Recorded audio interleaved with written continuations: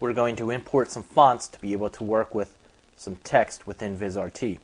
So I click on my F tab or my font tab within the server, and I'm going to come down here to my Vizrt project folder, highlight my font folder, and again make sure my F tab is highlighted. Then to import some fonts, I'm going to click on the import button, and I'm going to navigate to a folder where we have some fonts stored. This time we'll just use the regular window fonts.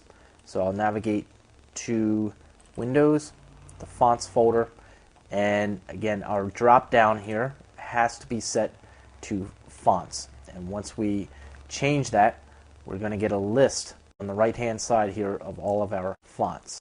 So we're just going to highlight any particular font that we want to use, and we're going to drag it left into our window.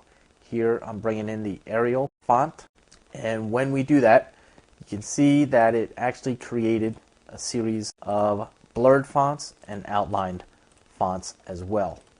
This is a configuration setting, and within the config tab there is an option for you to be able to change whether or not you want those additional fonts to be imported.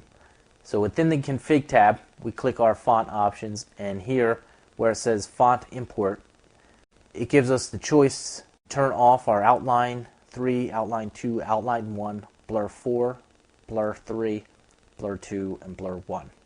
So if we don't want to import any blurred fonts or outlined fonts, when we import regular fonts, we click all of these buttons off, and the next time we import a font, there will only be one font imported.